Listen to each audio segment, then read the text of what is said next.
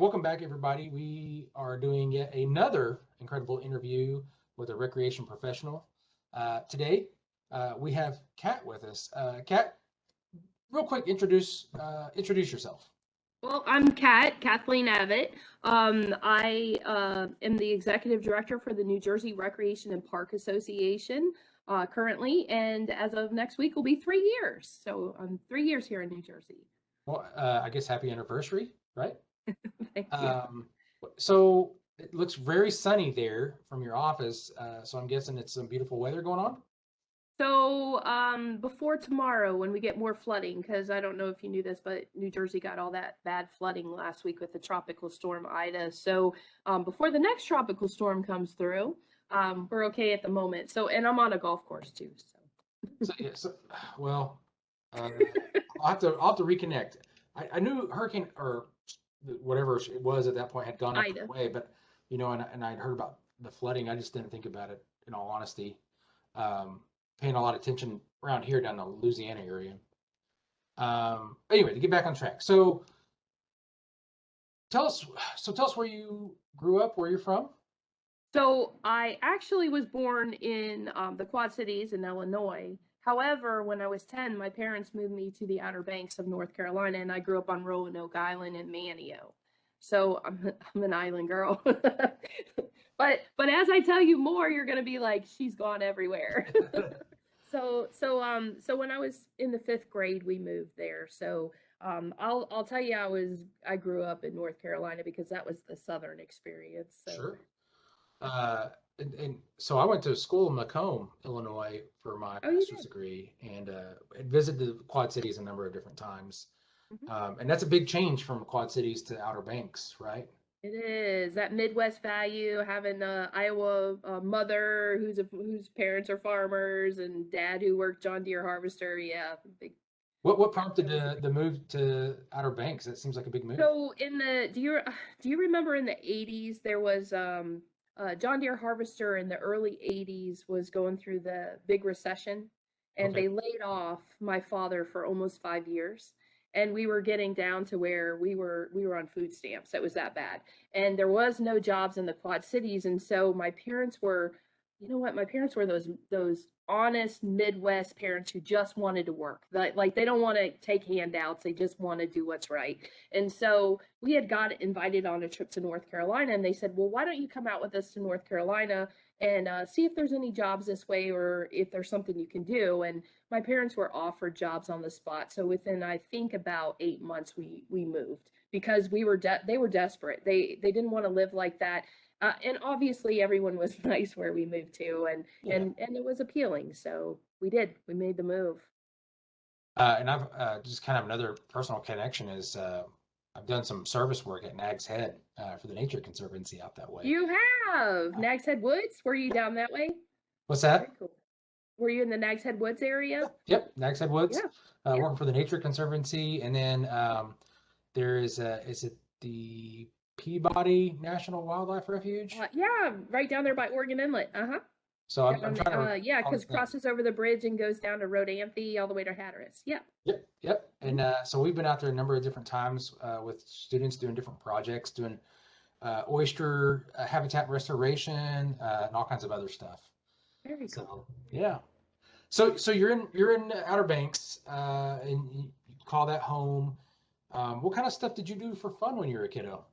Well, as soon as we got there, my parents threw us into the park and recreation swim classes, and as soon as they said we could swim and were certified, um, so Roanoke Island is surrounded by sounds, and then if you go over the bridge, obviously you're in Nags Head, Kill Devil Hills, and such, and the Outer Bank part of that is ocean, so that's Atlantic. So we were able to go to the beach or go to the Sound every day and go to the old swimming hole and go swimming. So we rode bikes. We did all the fun things that you could do. You know what? I was an outside doorsy kind because we didn't play indoors. We were kicked outside and said, go have fun.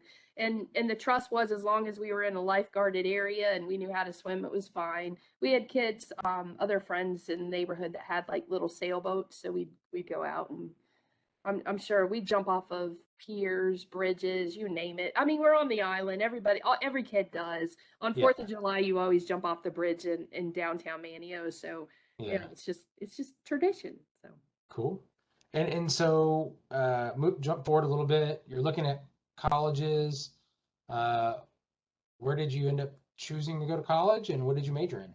well, I have an interesting story with that because I started out in community college on the island. So I was in College of the Albemarle to kind of clean up 2 years before I went in and paid full tuition. Sure. And when I got to the point where I was looking at schools, I thought, well, I'm going to do poli sci because I really liked government, and I thought, well, that's going to be me. And I had two opportunities. One was East Carolina, and they gave me a softball scholarship, so I was gonna play softball there. But I, out of a whim, said, "Well, I'm gonna apply to Carolina." So I applied to UNC Chapel Hill and got a better scholarship to go there academically.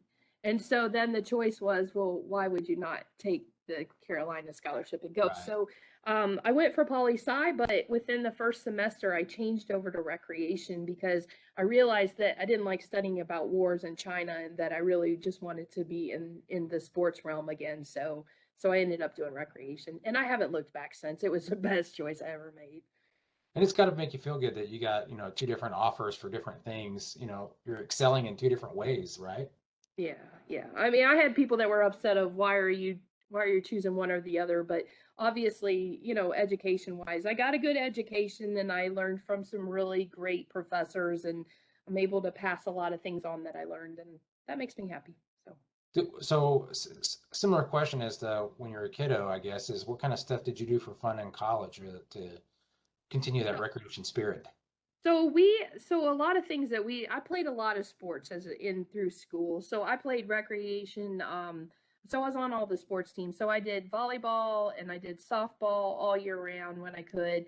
I played tennis. I anything that I could get a hand on. What's funny is if you ever looked in my trunk when I was growing up, it was like every ball or a piece of equipment there was, because I didn't want to miss an opportunity to be involved in something. That was my thing. It was that everyone knew that if you want to play basketball, Kat already had a basketball. Let's go. So I just was that kind of kid. I just wanted to be active and do things. And I mean, obviously, we did tons of stuff on the water too. So it's an active place to live on the Outer Banks. Well, that and then like it seems like college, like the people that want to be active can almost be as active as they want. Like there's all kinds of opportunities, right? So my interesting story is that when I got to college, since I didn't play softball, and I had thought maybe I wanted to play club volleyball for a while, and I turned that down, and then I found rugby. And so I did club rugby for 2 years because when I started my recreation, I wanted to learn every game there was. And that was one game that you never got to play or you learned about until you got to college. So somehow I was introduced to that and played that. And now I look back and go, well, that's probably why I have all these aches and pains to this day. But you know what? Great experience, great experiences. When I was I went to Oklahoma State for my undergrad and worked at the rec center, and I knew several of the ladies that were on the women's rugby club team, and they were always so nice, like and not trying to. The guys always seemed kind of a little bit more gruff, but the ladies were always super nice. So it was always I went and watched a couple of them, and hats off to you for. It seems like a very rough and tumble type game. It is. You got to have some strategy.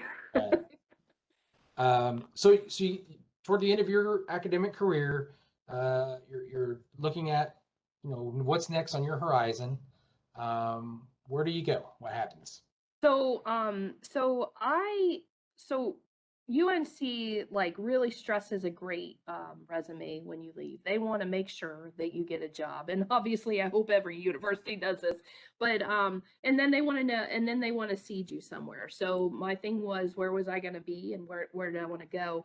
And so I had some opportunities with people who had lived out of state to go do an internship in the Florida area. And so one of my friends moved to West Palm Beach, and she goes, well, why don't you apply to Palm Beach County, see what happens?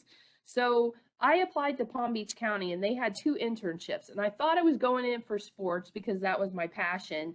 but it ends up that I had just as much experience in the after school realm, which at Okay. that time, if you lived in big city areas, could was still developing the big consortiums and things where there was networks of activities and programs, so that you had all these things to give back to the after school network and programs.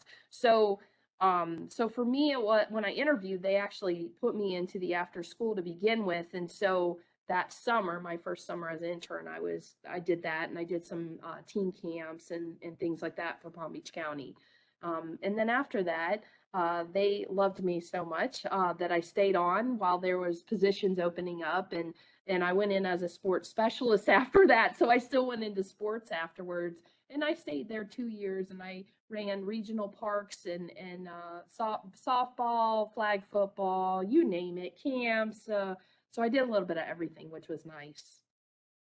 And so in that area, what you talk about, working with the different kids, and then what were your constituents? Who were they? So in Palm Beach County, you could the county itself is going to probably get more of the lower incomed areas. So there's a lot in from Jupiter all the way to Boca Raton, where those areas don't have a lot of money. Those are a lot of the kids that we're going to see in those camp programs, in those sport programs, because there's scholarship opportunities through Palm Beach County to be in those programs. And then we also had a lot of adult leagues as well. So that's kind of where we were at with things and how they scheduled and programmed. So And so moving on from Palm Beach, at some point you're looking to make your next career move. Where do you go, and why?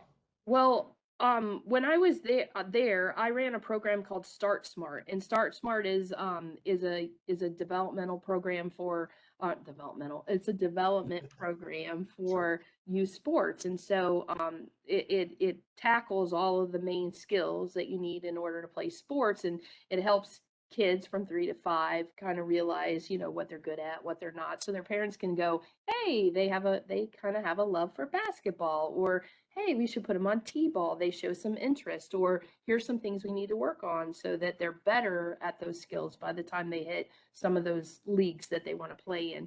So I done that program, and I knew the director in West Palm really well at the National Alliance for Youth Sports. She suggested that I come in for an interview. They were looking for a national program director for the Parents Association for Youth Sports. Basically in 99 and around that area, there was a lot of violence in youth sports that was being reported on. Now, what I can't tell you, and I still couldn't tell you, is was it more than it is now, or is it less? I don't know, but it was focused on, right? So I interviewed, and because I knew all of the Palm Beach County Sports League presidents, because I worked with them in scheduling the parks for them, Hmm. I had a very unique situation to be able to pilot test them in parent education for their youth sport programs. And so NACE hired me to do that. And so in 2000, we started the first mandatory program in Jupiter, Florida for the Jupiter Tequesta Athletic Association. And we mandated parent education for 5,000 parents. And that got quite a bit of coverage, media coverage, right? Yes, it did. Actually, we were on every major network. I went from one chapter, we called them chapters when you joined as a league, to 350 the next day. We were on every national news, New York Times. Governors were endorsing me. I had more phone calls than I ever needed. What I was told by Fred, the founder, he goes, "You got a tiger by the tail. Now, what are you going to do with it?" Right. That was basically what it was like. And then so from there, you made a big move to your next position, right? So I did that for 6 years, and I was a Okay. national speaker at every park and recreation conference for their association conferences across the U.S. And so, I built that to 150,000 parents, so that membership did really, really well. And then when I was there, the only thing with nonprofit work is when you're really young, obviously they bring you in and you love the work, but I'm gonna going to say this. When you work for a county or municipality, you're obviously going to get some retirement. When you go into nonprofit, you need to be very careful to look at yourself. And when you're in your 20s, you don't think about, what am I going to do when I'm in my, when I'm getting ready to retire? Retirement isn't really a thought. But I will say, if you think about those things earlier, you're probably better off. But I didn't. So when there was a director in Kansas who I did Derby, I went out to Derby for my first national speaking engagement. And that director, Frank, said to me, "You're going to work here at some point." And I said, "You are nuts. I am in West Palm Beach. Nobody moves to Derby, Kansas." And for those of you who don't know, Derby is 10 miles outside of Wichita. So anyway, he had a position. It was a director of programs. You oversaw 7 different divisions. I wanted to, where I was at with everything was, I wanted to get back into the recreational side. I wanted to be in a town. I wanted to have the community aspect. When you work the national circuit, you don't have that. You're flying all over the place. You don't have the connection feel that you would have if you were in a municipality working for a town or whatever. And obviously that was important to me because I grew up on an island and I knew everyone. So I wanted to know people again the same way. So I took the job in Kansas and everyone thought I was nuts. But the experience that I got from it was great. And I ended up staying almost 12 years with that job. But I basically had the budget that I wanted whenever I wanted. We were fortunate enough to have Boeing and Spirit in our tax bracket or our taxes. And so we got a lot of money in the taxes, which gave us a great commission budget. And so because of that, and the work that I did, our board was like, "What do you want to do, Kat?" And so I just kept getting to do more and more. So we went from 500 programs to 1,500 programs in 11 years. So. And during this time, you also got a few accolades, right? I did. So so health and wellness in Kansas started to become really big in, I would say, about 2004.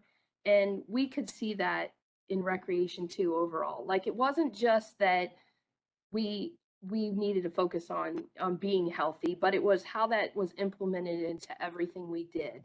And in Derby, we had a fitness center, we had a sports department, an art department, an aquatics department, special events.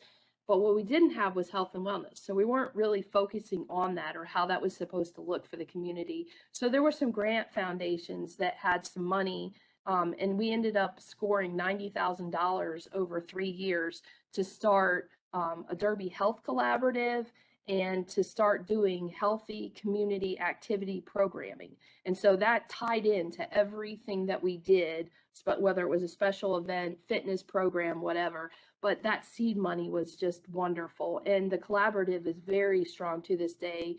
They actually just built a whole building that has like cooking class areas, and they've been able to expand to a different level, and I'm really proud of them. But yes, I did win a health and wellness award. Yeah. And then I got some other awards along the way too. Professional of the Year from the KRPA. From Wichita State. Yep, and that too. Mm-hmm. And then Practitioner of the Year from Wichita State. Yeah. So with that, and this is pretty. First of all, I think people get awarded based on things they do. So to me, it seems it's a reflection of your passion and investment in the profession, right? And for that, I say kudos. What do you think is your approach? Not so much in like winning awards, but approaching things you do that results in the other end of it, something that's award worthy, I guess. Is that question making sense to you? Yeah, it does. And I'll tell you what it is, because I learned this early on, which helped me in every single job do this. But it was listening, applying what I learned in college, and figuring out how to take that college textbook information and tie it into reality. And obviously, like, even when we did health and wellness, I was like, well, there's this theory, that theory, all the things that you learned. And then you're like, well, this is how a program works. This is how we can tie this. It was looking at all of the things on the table and figuring out what was needed and how it needed to be done. And a lot of that's done through listening too, because you have to really understand the ins and outs of everything you're working with in order to do something new. And so everything I've always done has been from scratch and new. So with that being said, there's a lot of intricacies to throw that out there and have people buy into that's going to be okay and we'll do that. So, but I've just been fortunate enough to be able to do that, do it Right. well. Right.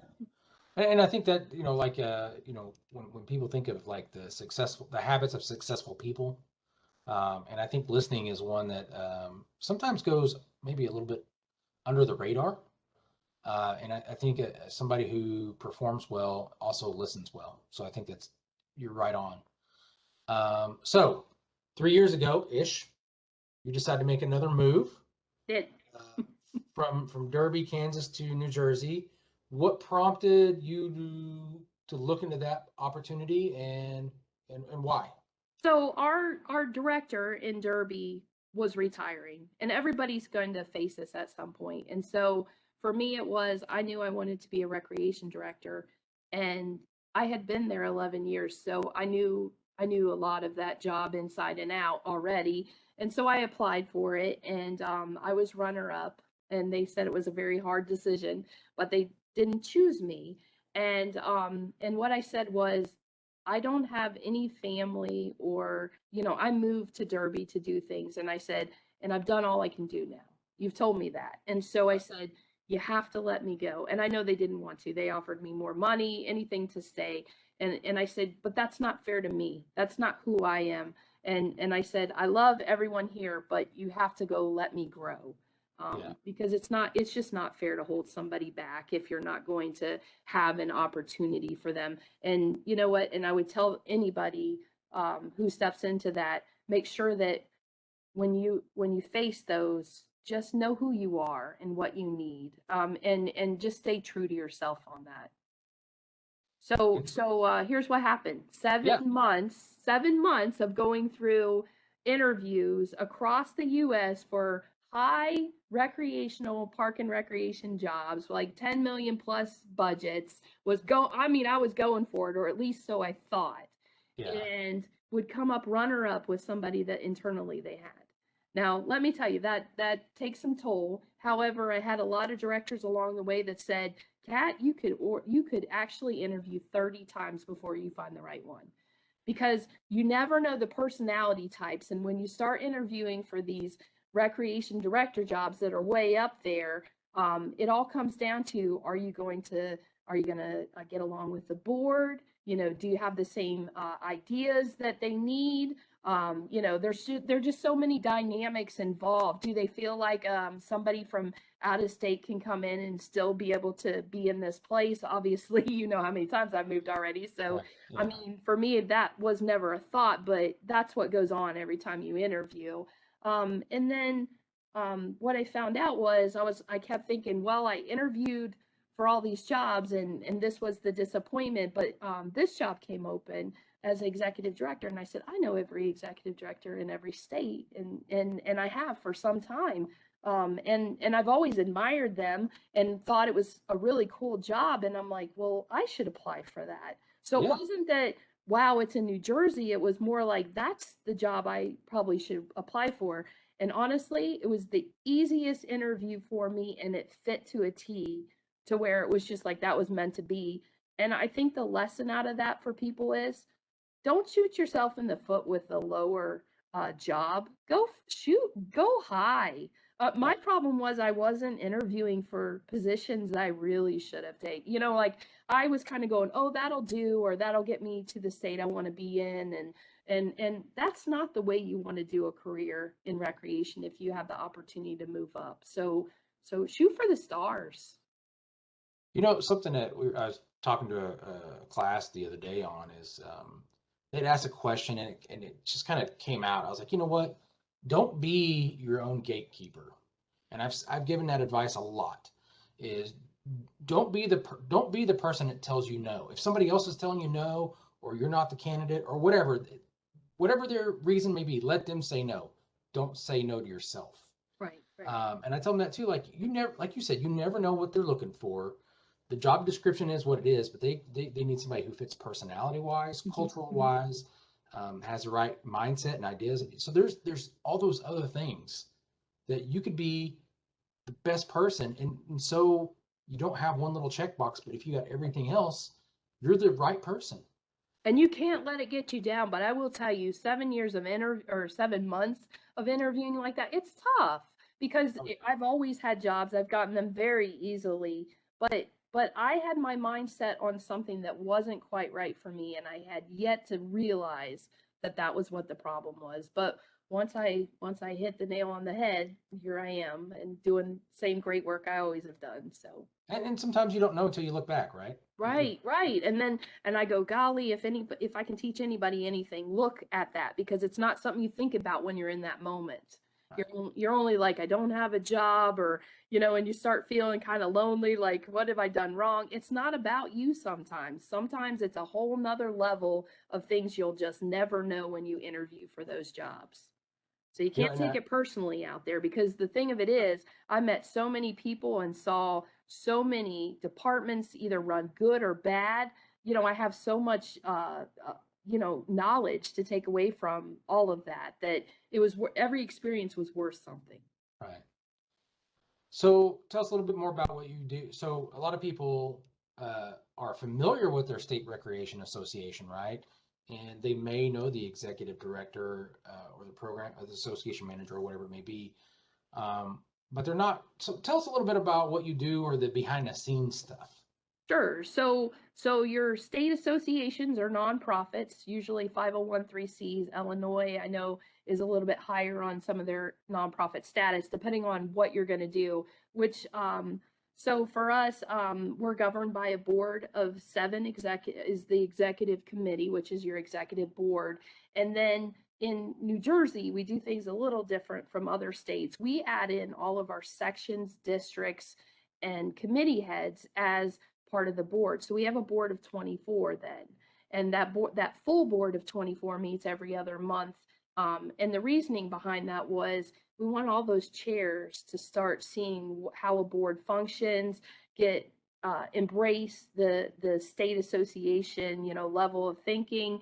But what I do as an executive director, which is very different from any of the other roles that I ever had, was I basically am the every day-to-day activities of a nonprofit. So, when you have a small association like we do, we have about 620 members or so, and those are commercial as well as professional members.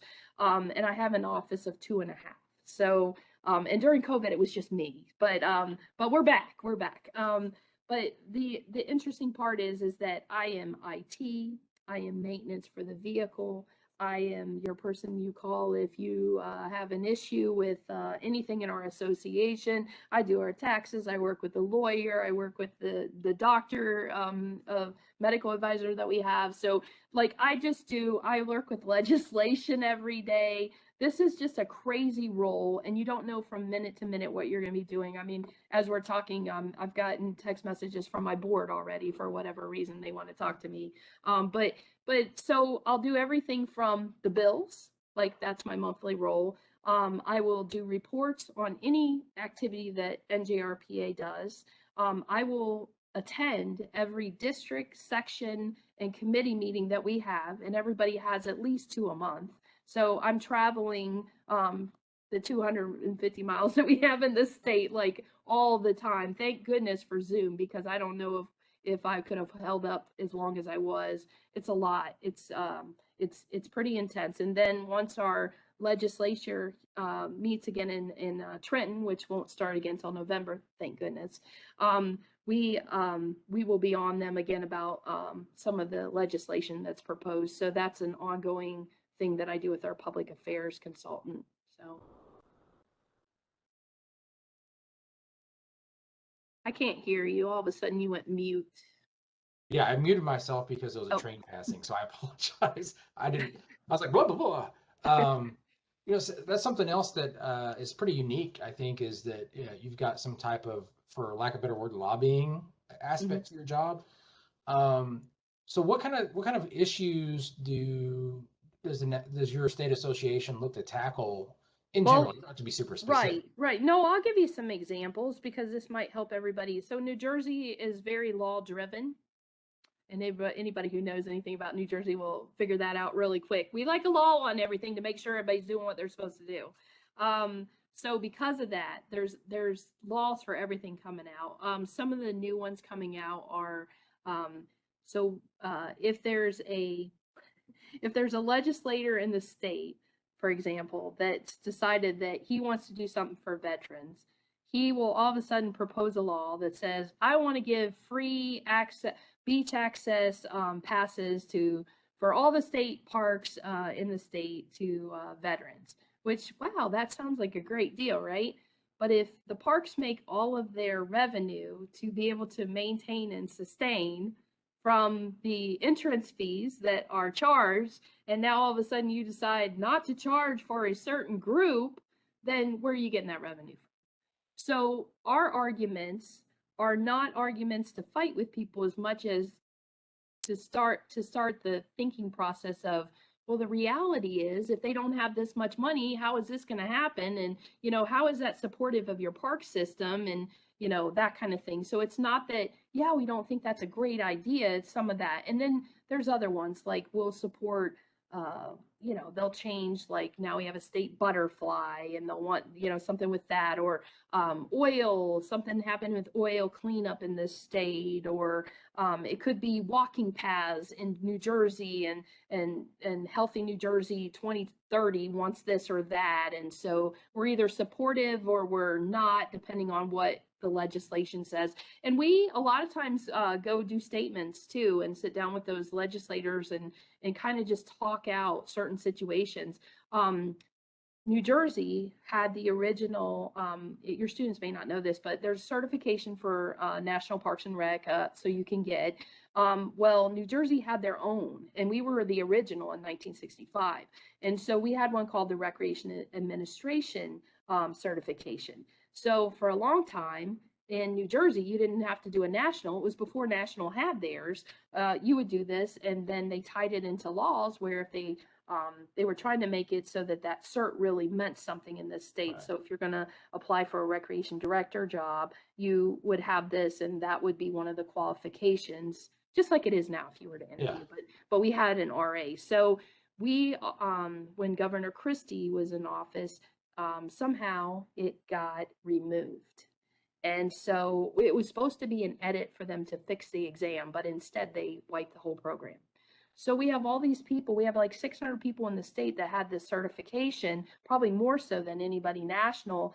And we now had to figure out, well, what are we going to do? Because there's still laws that say you should have this, and people are getting certification, CEU credits for it.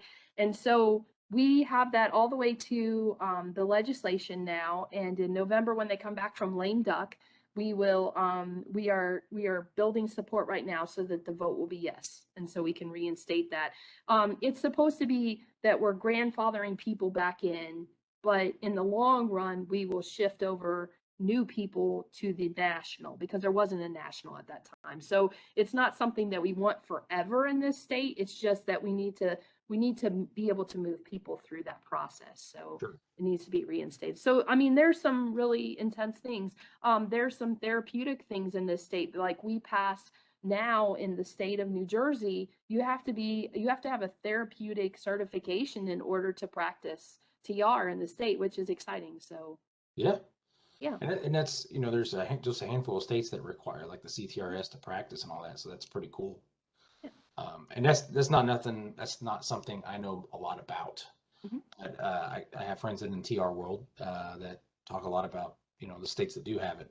Because I think like Oklahoma, Illinois is also other ones, right? They might be. I don't know as much on the history of who Yeah. does, but I know that, for us it was a big fight, but they got what they wanted. So. Yeah. So, you've been there for 3 years. And so before I kind of get to my last few questions, what are some things that you've done in your 3 years there that you're super proud of? Well, the interesting part is I went on year one. So when you're an executive director and new, if you sit down at the council of executive directors, they will tell you it probably is going to take you 5 years to make anything your own. So my first year is a learning year. So everyone in the association is just at you trying to teach you everything they can, and you're trying to absorb as much as you can and figure out the ins and outs. We have our budget's quite interesting because I would say a third of it comes from our conference. And unlike other states, we do a conference at Harrah's and Atlantic City. So we are at a casino every year. So there's big bids with that. There's $150,000 you have to raise. You've got minimums on how much you have to spend while you're there. It's just a complex way to do a conference, honestly. But everybody has a great time, and that's where we have to go because that's where the venues are at. So that's where we're at. But I did a lot of learning and figuring out our budget to figure out where everything was at, and then COVID hit. So I'm starting to get great at learning what we had and starting to apply it, and then all of a sudden here comes COVID, and I lost all my staff. So when I lost all my staff and we had to go home for 3 months, I had to learn how to take this office and make it online. And so everything I did I had to turn everything into a way to do on the internet. So we taught everything from Zoom because nobody knew Zoom. So we had to teach everybody how to communicate from Zoom. And I had to change every bill, everything we did to be able to be accessible at any moment, which for me is fantastic because then if I can't come to work, I can work at home or wherever I'm at. But so I think that was an achievable moment. Although I will tell you, it is no fun when you are in recreation as long as I have, and always getting stimulated by everybody else around you, not to have anybody by you ever. For a whole year, that's a lot. But we saved a lot of money doing that, so we did really well in the budget, even though we were in COVID, which was nice. And we were able to come out fighting legislation that was happening and all kinds of things with governor orders that make me go, wow, we're really a team here in this state. Right. So I'm proud of those things, and then I hope in this third year that I can start to put maybe my own spin on a few more things as I go. There's a lot. I would say, and this is happening everywhere across the U.S. though, we've got a lot of retirement going on, just like everywhere else. And we have a lot of millennials coming in, and the interesting part is where they meet in the middle, and they have very different opinions and ways that they feel that things should run. And so it's how you mesh that and how you work together and keep moving forward that really is meaningful. So and it's one of those things too, is you talk about to make it your own, and you've got a little bit of time before that, the 5 years sets in or whatnot. But I think that, just with, just the fact that you got to meet so many people and learn so many people in a short amount of time seems incredible to me. And I think it takes a certain person to be able to do that and do it well, I guess, right? So that's pretty impressive as well.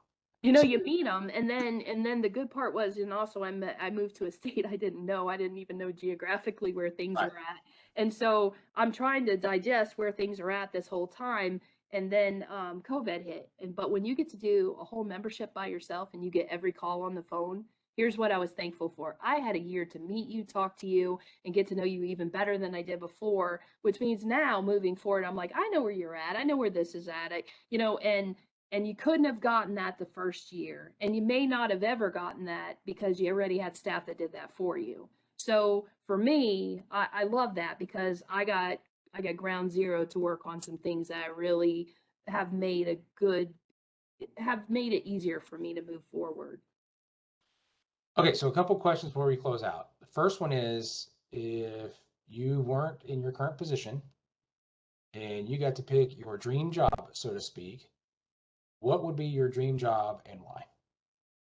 Well, I mean, there's only one place to go. I guess and she may not want to hear this. I would love to be the executive director for NRPA. I mean, there's a lot of things you need to do to be in that position. I love Kristen to death. If she ever sees this, she'll be like, "Hey, Kat." And so, no, and you know, you got to think about, your trajectory as well. What about NRPA and I love NRPA as an organization, association. What about that position and that association is near and dear to your heart? It's the same thing that's near and dear doing it for a state, and it's basically the amount um,